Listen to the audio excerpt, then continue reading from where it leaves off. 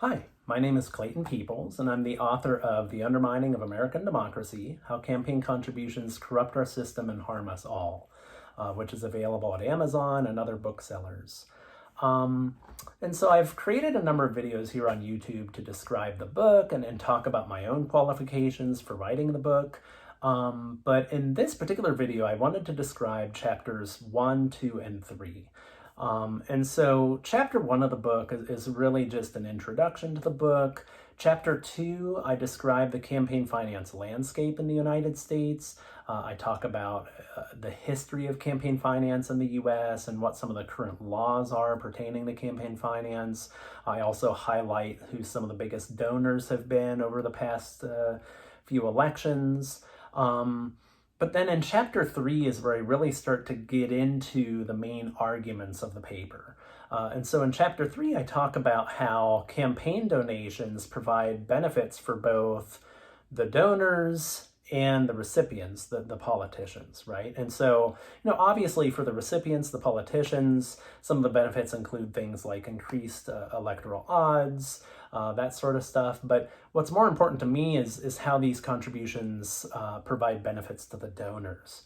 And so what are some of the benefits that the donors get? Well, one of those benefits is increased access to policymakers. So once someone who has won election, often their donors receive disproportionate access to them.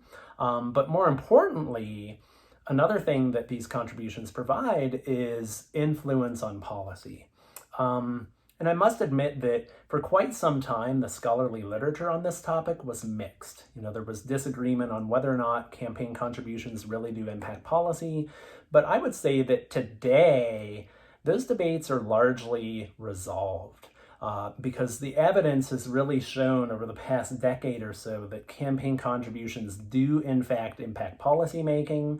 And unfortunately, what they also show is that because of those campaign contributions, often the interests of the general public are not what are reflected in policy decisions, but instead it's the interests of just a small sliver of very well-resourced elites. And so that's sort of what I get into in this chapter.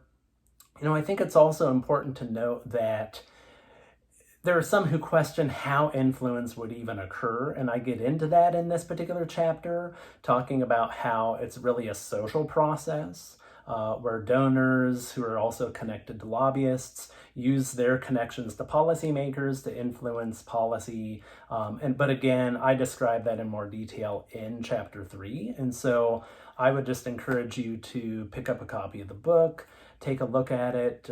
Maybe if you're especially interested in those specific relationships, take a close look at chapter 3 to learn more about how those processes play out. And again, it's available on Amazon and other booksellers. And again, I have a number of other videos here on YouTube where I describe other chapters of the book, so go ahead and take a look at those as well if you're interested. Take care and have a great day.